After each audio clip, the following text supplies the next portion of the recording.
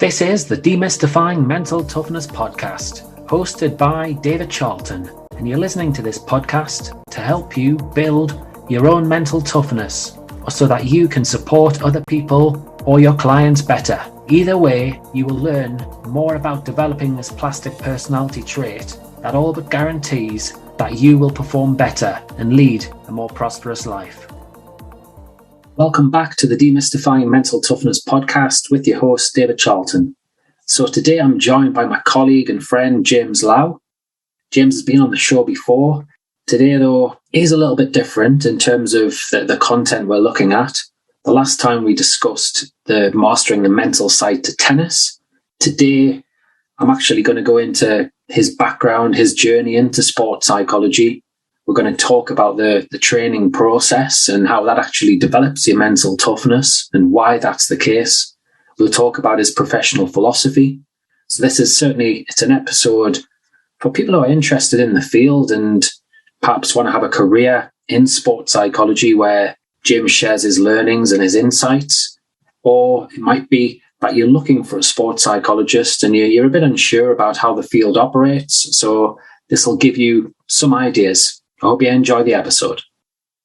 So then, James, this is the second time you've been on the podcast, so it's fantastic to see you again. Wondering this time we'll do things a little bit differently and we'll talk more about your journey. So do you want to share your journey into sports psychology and where that came from and how it came about? Yeah, of course. It's always nice to be on the podcast, so it's a pleasure. For me, my journey into it started quite early, I think. When I was younger, I played every sport I could do, and I've always been kind of fascinated by my own behavior as well as other people's, because I was quite an angry kid, especially in sport. I get quite frustrated if I didn't win.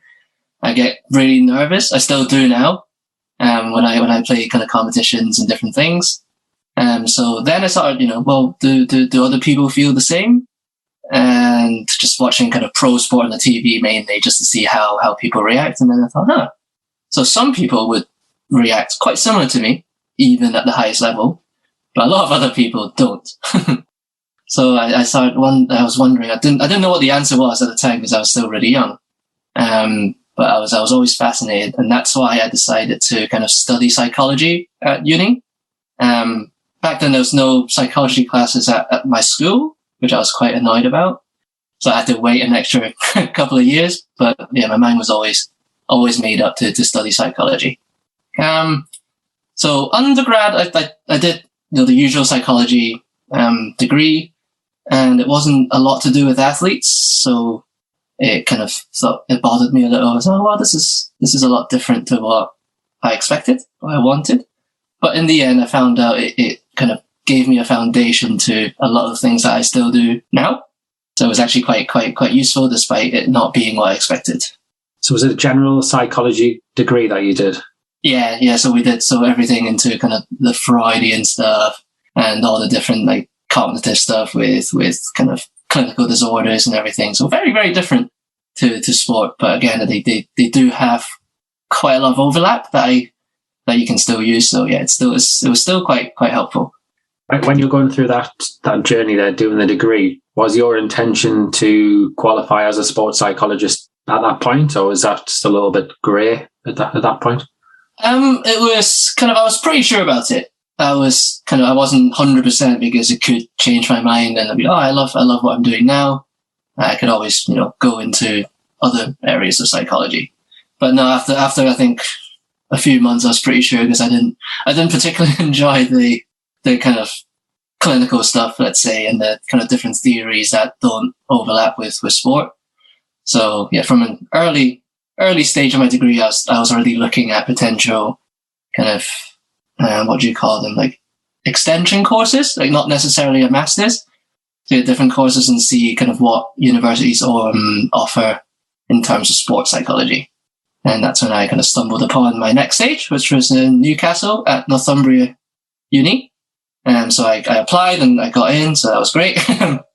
So then I came down to do my master's, which is only for a year. And that was my plan, to kind of do a year and then go back up to Scotland and see what I can find there. But I'm still in Newcastle, I think over 10 years now. So yeah, so you must obviously like Newcastle, and something must have stuck there. So yeah. in terms of the master's degree, what are the key things that you think you took away from that, the lessons learned? Well, the master's was very, very like theory based, which was really good at the time, because you thought, I was learning a lot of different things that I can use in kind of, applied situations. I took away a lot of information that I didn't know before, just how sports psychology worked, the ethical side of things, how to, talk to different clients, how to perform different consultations, and how to plan sessions, how to do a lot of that. So that was really, really helpful, and it's still kind of useful to this day. So in effect, at that point, then because you did your master's degree over 1 year, didn't you? So you've had 4 years worth of training at that point, and then would it be fair to say the next part, the stage 2 process, which you did over 2 years, was the bit where you learned a hell of a lot, and I'm not quite sure how to put it, but I suppose that underpinning came in useful, but it was very, very different being out on in the real world. Oh yes, yeah. So when I was starting out my stage 2, I felt like everything I learned in the master's course was fairly kind of pointless, because I didn't know how to use them. It'd be sometimes you'd think, okay, this really helped. This potential client. They weren't really clients at that time. They were more like just like a trial to see how you get on. And when they say when they give you feedback, especially positive ones, they were quite good. But then it kind of you realize that the same techniques don't work for a lot of people, and that's what we were taught. Okay, this is how you do it. This is a theory behind it. These are some techniques to use when an athlete is struggling with this particular kind of issue. But sometimes you do the same thing over and over again, and sometimes it works, sometimes it wouldn't. And it sort of kind of became quite tricky. And that was when kind of the stage 2 training really did help.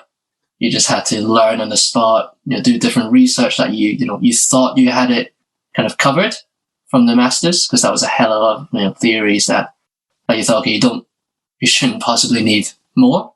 I suppose one thing I'm keen to dig into here is, would you say the stage 2 help develop your mental toughness along the way? So if I break down into like some of these 4 C's through Peter Clough's model, one of them is confidence. So would you say you were a lot more confident practitioner at the end than what you were at the start?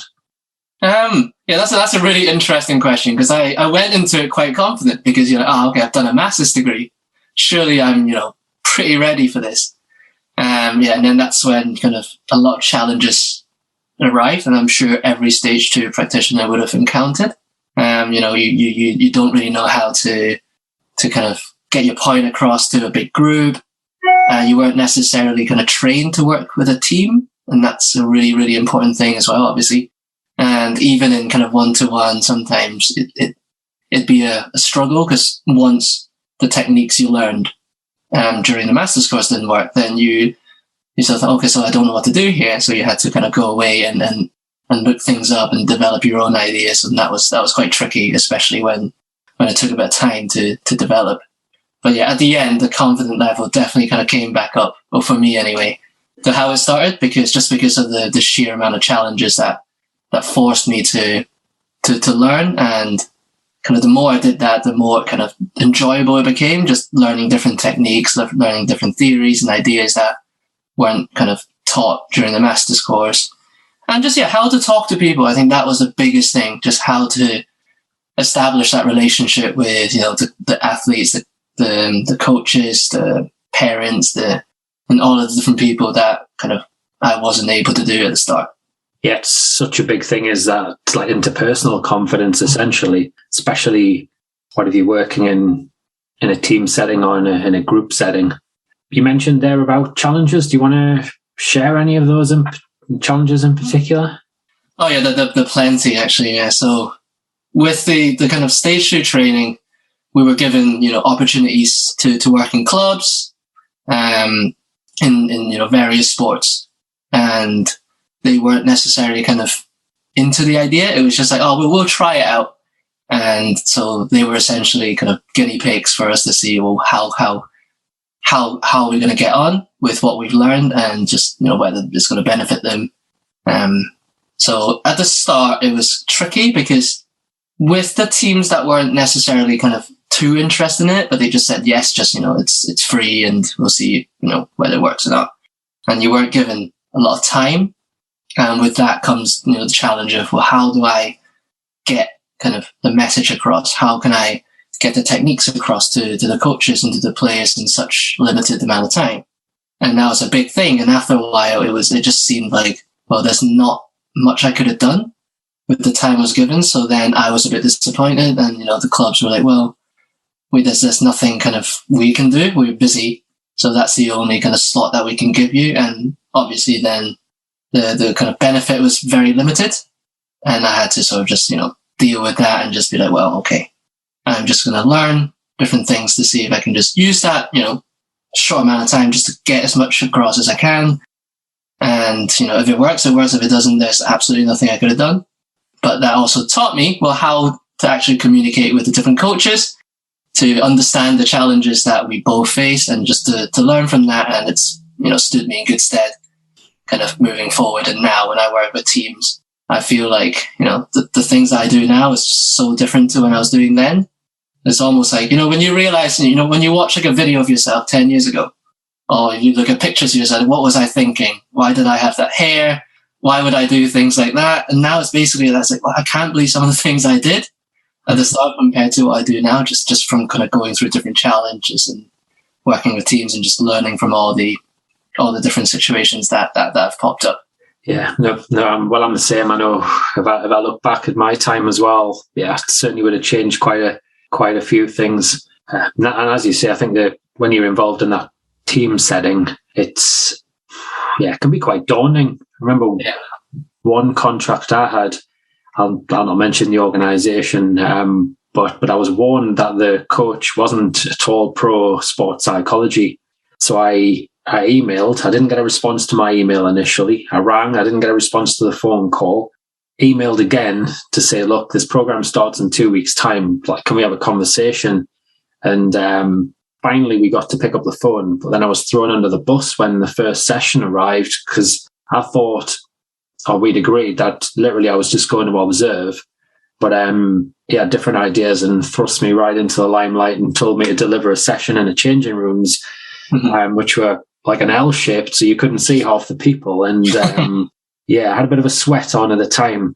Yeah, it was a sink or swim scenario. That was just one challenge. Yeah, there was certainly lots of challenges to overcome during that period. But yeah, it builds your confidence and your interpersonal confidence, no doubt about it.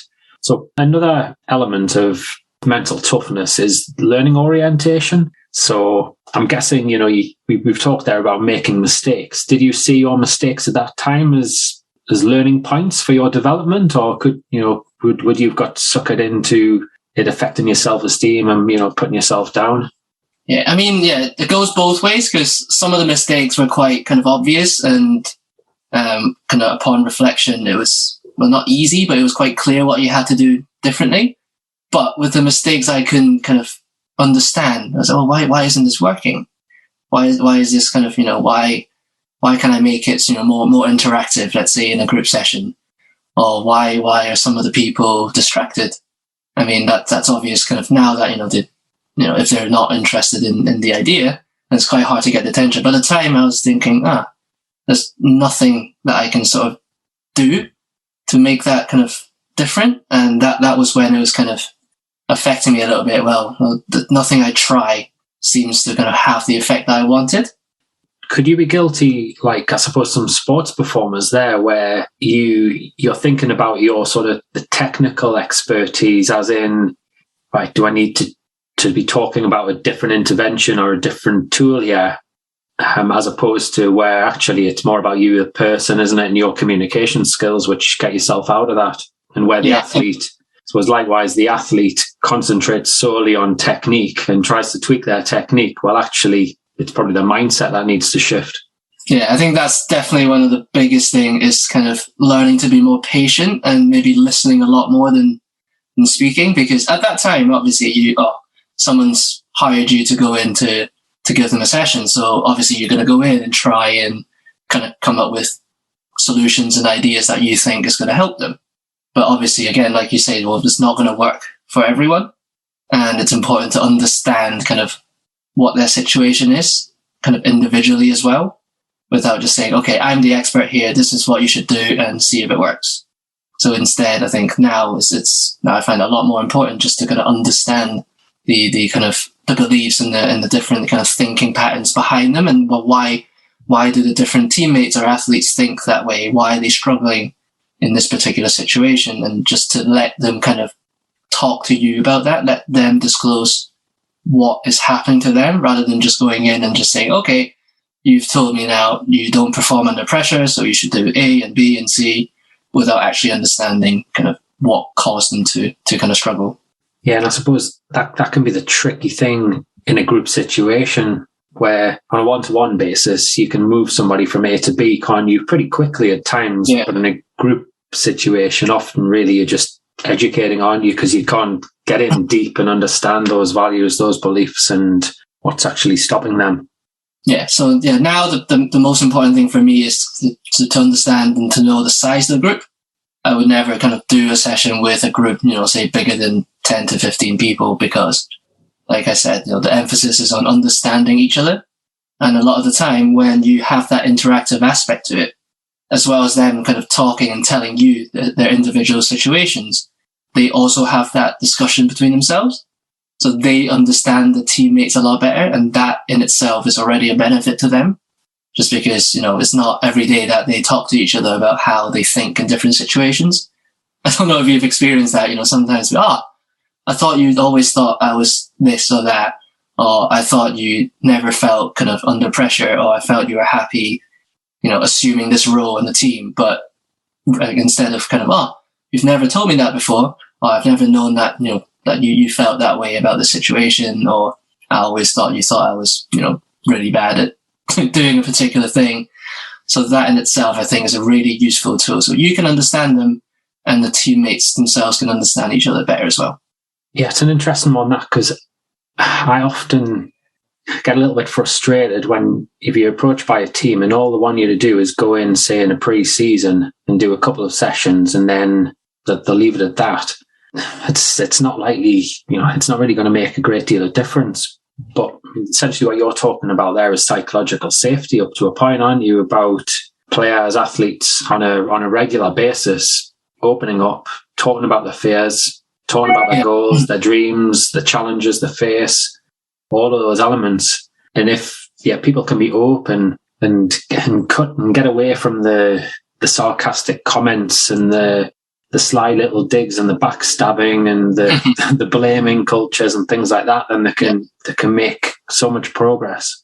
Yeah, definitely. It should improve, the communication aspect of the team as well, just so that, people often sort of, mind read. So they think, I need to impress that person because I think he doesn't like me very much because they don't think I'm any good, or I'm dragging the team down, or, I'm doing this, or I'm embarrassed because I performed so badly today, and I think that everyone's going to be talking about me, behind my back and stuff. But when you have that communication, you start to understand, people don't think what we think they do, kind of 90% of the time. We just assume that because we like to kind of, go for the worst case scenario. And when that happens, it's just going to cause you to kind of have that negative mindset and always be worried and nervous and having a point to prove at all times, when in reality, well, they might just think, I don't really care at all. I just think, I like you as a person. I think you're fine. I think you're a good player or a good athlete. And once that kind of come up, you can start building that team sort of culture as well. And where everyone trusts each other, everyone kind of can talk to each other about what they think and have that sort of shared value and goal, and not having to worry about what other people think. Yeah, that would be my advice to coaches, is allow players to have that space on a regular basis to give them that opportunity to do that. It is so important, because you get quite a lot of athletes who are very single-minded, very committed, but then they see it as a fear, don't they, about opening up and discussing these things. Yeah. And that just goes on and causes them problems and mental blocks ultimately. Yeah. So I recently had work with a CrossFit team, and they're very, very kind of not macho, but it's a very kind of physical, macho sport in itself, where everything's about strength, everything's about kind of showing people how strong you are and how kind of mentally tough and physically tough you are. But yeah, so when that happens, they sort of had to kind of, they tend to bottle it up because they want to kind of not show any, like you say, fear or insecurities to other people. So they start thinking, well, I don't want this person to know how I feel in certain situations, because I think that benefit the whole team, that they think, I can manage my own situation and they don't have to, worry about me. But in reality, they all support each other. They couldn't care less how you react to different situations, because if you're struggling, they'd help you. They'd be the first one to help. They're quite a close-knit group. And it sort of opened up all these channels for them that they can actually, well, I thought that you thought this of me, when in reality, well, no one actually did. And instead they can, talk to each other and kind of come up with a common thing to support each other and to understand sort of what helps each individual the most in different moments, so they can kind of proactively kind of help other people, rather than saying, oh, he's okay because he's not showing any, negative emotions, so I'm just going to assume he's fine. Whereas now they're going to look at them and say, well, yeah, so he's open, he can show his emotions in front of us because he knows that we understand, like we understand what he's going through, and we can help him in difficult situations. And that kind of promotes team bonding, as well as just, again, communication. It's so important. Yeah, that helps someone just feel very much more comfortable in their own skin, doesn't it? So then, when they are under the gun, under pressure, they'll more likely to back themselves and trust themselves. So in terms of where you're at now, how would you say your professional philosophy has changed over the years since, the stage 2 and into being chartered? Yeah, so I think I've flip-flopped a lot between, which theories I like and which theories I kind of believe in, that I feel like would help myself. I think that was the first thing that I thought. I think, okay, this theory sounds good to me, because I think that it would work if I was a client. Whereas obviously you can't assume that. So now I've just, developed kind of a wider range of different theories and can sort of mix them up in my own way. And I mean, some theories I use a lot more than others, just purely because I really like the idea behind it. I think it kind of helped with what I think is really important, which is the relationship that I form with my clients. And some theories help me achieve that kind of more effectively than others, if that makes sense. So yeah, so again, going back to what I've learned, so communication has probably been the biggest change for me in how I establish relationships with, different personnel. So the client, the coaches, the parents, the physios, and all the different kind of roles that surround athletes. So because I think the better the quality of relationship, the more trust there is, and that allows them to obviously open up more, which again goes back to being patient and letting them just kind of disclose information, rather than me just going, oh, okay, so what do you think of this? You should do this, you should do that, which, becomes a bit of a kind of, ineffective way to do it, if you know what I mean. On that score, again, do you think this is one of the challenges of our role? Well, I'm saying it is one of the challenges here, is where you go into a club setting and you're not necessarily getting paid, or you're getting paid a very low rate. Yeah. And you're trying to build those relationships. Well, it can take a lot of time, can't it, to actually build the relationships up. But then if you've got to put a roof over your head, it's that balance, isn't it, between being patient, building the relationships, and then actually trying to make a difference by doing certain things as well. That's one of the big challenges about our role, really.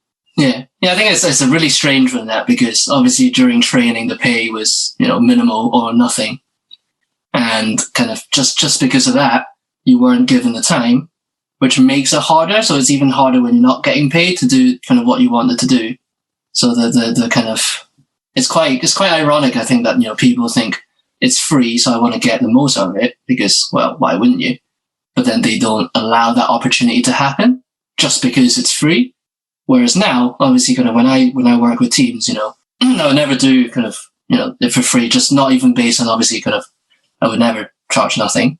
But just even when, whatever money amount is involved, it gives them that sort of priority because, I'm paying this much for your time, so I'm going to make the most of it. I'm going to kind of allow every avenue, give you the time to perform what you kind of need to perform, if that makes sense. Because, yeah, so the more money is involved, the more actual kind of opportunity you're given. Yeah, I know what you're saying. Yeah, at the same time, you've also got that chicken and egg scenario, haven't you? In terms of, you could be watching the team train for periods of time and sitting there on the sidelines or being the ball boy and thinking, I'm not really doing my job here. I'm not making a difference. But essentially, you are around them and it's allowing you access to them to even for just 2-minute conversations from time to time. And you are sort of building that bond along the way, which is important. Yeah. Yeah. So a lot of time, when, like you say, when you're observing training and things, I like to kind of stay in the background a little bit more because, like you say, you're not going to be given that much time to kind of have, a separate 2-minute chat with them. So the method I prefer is, you can observe because that's when you sort of establish that kind of bond, that rapport with them because you're there, you just chat to them, whether it's about sports psychology or, what you did at the weekend, because that's just a way of kind of opening up that relationship. And then you can use that trust and then you can really apply that, not in a classroom per se, but in a dressing room or in any room where you can really kind of get the time to go through things in as much detail as you can. So that's a kind of method that I've found that works for me. When kind of maybe in my training days, I wouldn't necessarily do that because I try, when I'm observing, to try and do too many things. Yeah. And there's no chance that you could do that because, well, the athletes are preoccupied with what they have to do, what the coach is telling them to do. And then there's you telling them to do another thing. And that could be quite challenging for them. Definitely. Let's move on to racket sports. So obviously it's a big part of your work, your applied work there. So what are typical challenges where you're helping the racket sports enthusiast? Yeah, so a lot of racket sport comes down to sort of the bigger points, because with the point system, there's a lot more points than, let's say, your footballs and your rugbies. There's kind of, whereas with racket sport, it's match point, break point, set point, all of those different kind of points that racket athletes seem to view differently. I think that's the biggest challenge. They think, okay, first point of the match, not so important. Last point of the match, extremely important. So in itself, they're playing kind of two of the same points very, very differently. And when you have that, it's impossible to have a consistent sort of mindset and a consistent sort of performance over kind of a period of time. And it with that mindset, it can cause them, because it fluctuates so much, then they struggle to kind of regulate that. So it goes from really calm, because I don't really care that much about the first point, to, let's say, a really important point in the middle of the match. Then they kind of spike really high and all the sort of thought processes change. And when that happens, you play differently, you do different shots just purely because of the different thoughts. And that's, I think, why a lot of racket sport athletes kind of struggle with the bigger points, struggle with confidence, and struggle with sort of, just distractions on the whole, because they're thinking of so many different things and they're not able to kind of focus on their intentions. So ultimately it's dealing with pressure, and as you say, those big points is a big part of that. Well, I'm conscious of time, so normally I would ask for 3 takeaways. We're going to do this slightly differently today. I'd like you to I suppose, summarize and give one takeaway for the sport psychologist in training here. So the guy or the girl who's going through stage 2 or the basic CPAR process at the moment. What would that one takeaway from the conversation be? Yeah, I think the most important thing that I tell myself is, it's really important to acknowledge that you're working with the people you're working with and not working on them. So let's say if you're working on them like a surgeon and they have absolutely no control and you do what you do. Whereas, in a sports setting, in a sports psychology setting, if you do that, it's sort of hard to kind of for them to kind of let you know what they're doing and what they're feeling. and it becomes very, very hard to kind of get your ideas across as a result. But if you work with them, they're going to tell you things, you can tell them things. It doesn't necessarily have to be, about the sport they're on, but it's just the kind of opening that channel of communication, and eventually they're going to open up to you, and you're going to get that moment and went, I know exactly what I want to try and do here. And then you can start planning your sessions according to that. And then you might change your mind, but that's okay. But just the biggest lesson for me is, don't assume that you have to kind of figure out a solution right there on the spot. The first session, even the second session, don't feel the pressure of, I have to come up with something because they've asked me to work with them, or they're paying you to do whatever they've asked you to do. Yeah, and that makes some sense. That does. So working with as opposed to working on, because as well as actually that being a takeaway for the sports psychologist in training, that's actually could be a good takeaway for the athlete as well, who actually works with people like ourselves. Yeah, because often they approach us and they just expect us really to, in effect, give them a pill to sort them out. But actually, yeah, we've got to work collaboratively together. Yeah. So then, one takeaway for the person who's out there, searching for a sports psychologist to be able to help them with their performance? I think there's a few routes for this, because as you know, obviously there's a lot of different titles out there with, mentor, sports psychology coach, sports psychologist, sports psychology specialist, and all the different things. And so it's important to maybe do your research and look for kind of their qualifications, their accreditations. And for me, because this is why I always sort of offer a taster session at the start, just for them to maybe just understand how you work a little bit, and just to see if they get on with you. Because sometimes I get feedback saying, "Oh, you're really easy to talk to. You make things, quite simple, and I like that." Or I think my son or daughter or myself, we're going to get on well together. So the kind of that gives you a really good foundation. That kind of the rapport is going to be, good. The working relationship is going to be solid, trusting, and then you're able to kind of, confidently do what you set out to do. Yeah, which, as you say, gets back to that whole thing about relationships, doesn't it? And communication being so vitally important. I suppose one of the difficulties in our field you touched on there about qualifications, and is the overlap with mental health now as well. And in the last probably 5 years, mental health's been talked about an awful lot more in sport, hasn't it? And a lot of people don't recognise the difference between a sports psychologist and a clinical psychologist, but we're trained completely differently.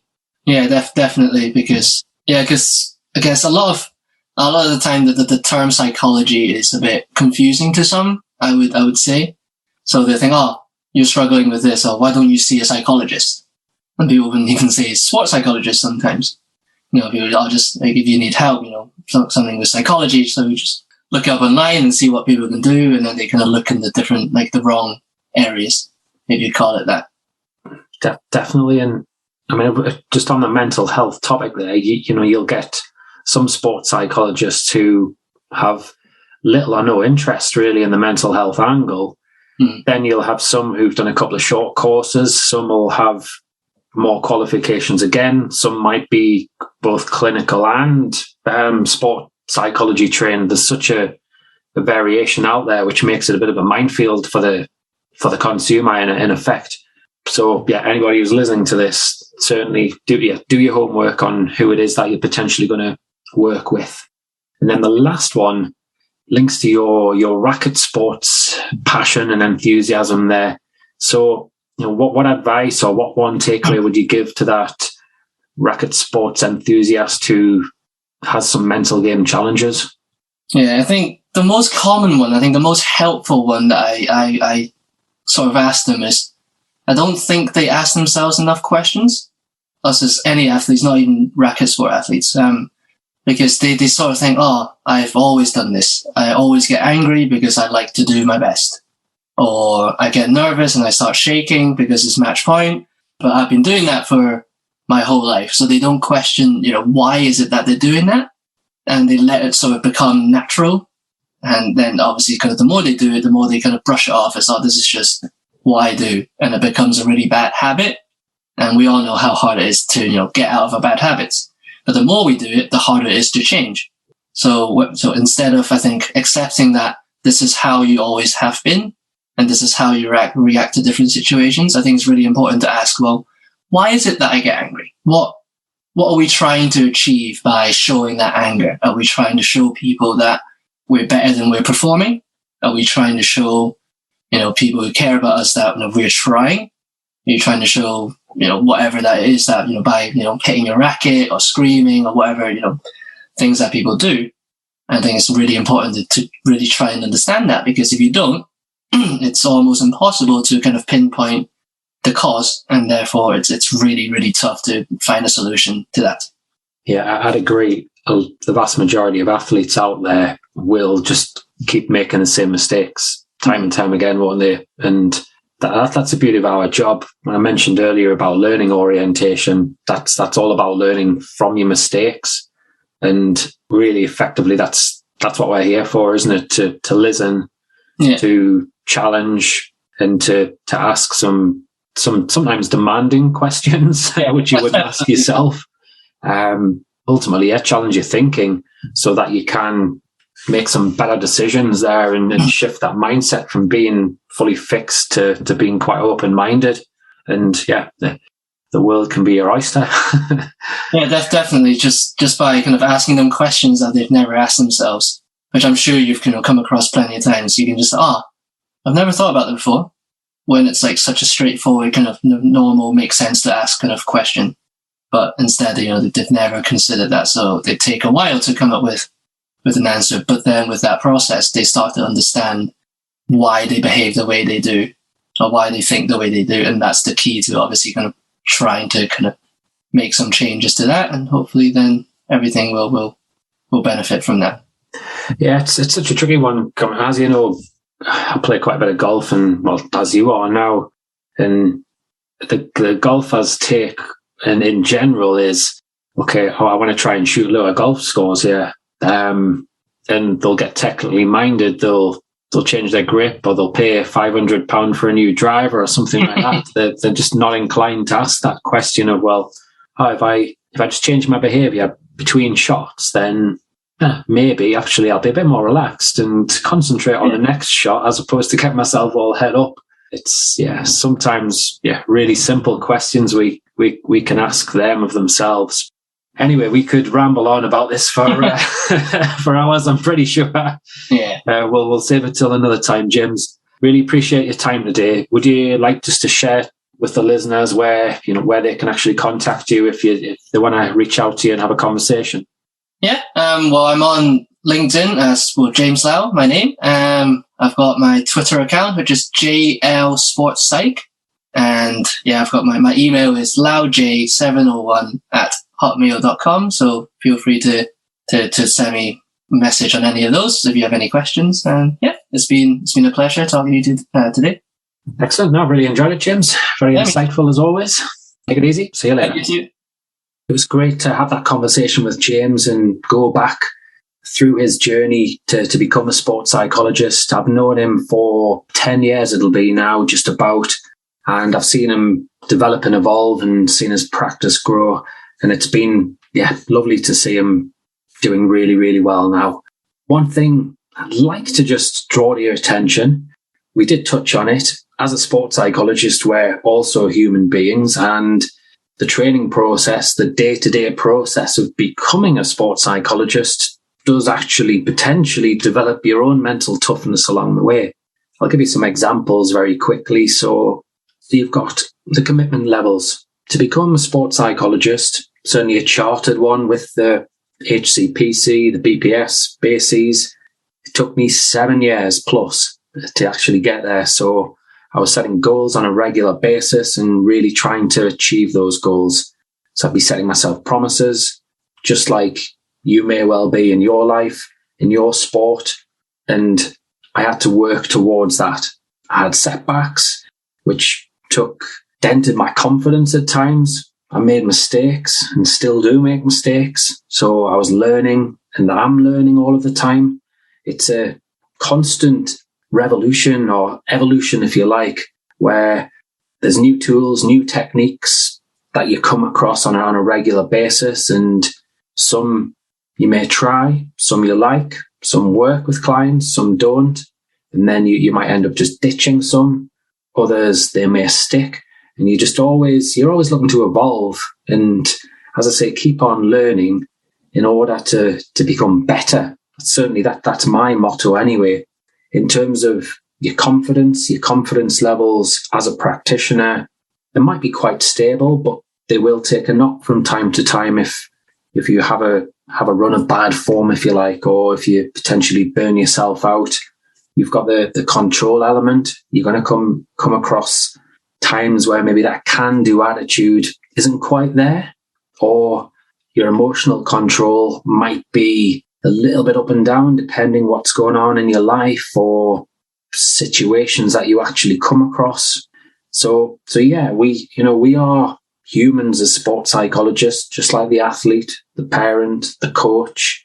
And as a practitioner, I'd like to think, I've got the tools, I've got the knowledge and the know-how, just as James has. However, it's also very vital to have a good support system around you, to have a supervisor that you can talk to, have a team around you that you can talk to, some peers, because it's quite easy in this role to fall into some traps and then repeat the mistakes, as we say. So that final piece there is about being questioned, being challenged on a regular basis is so important in this role. Now, if you have enjoyed this episode, I would encourage you to join the Sport Psychology Hub.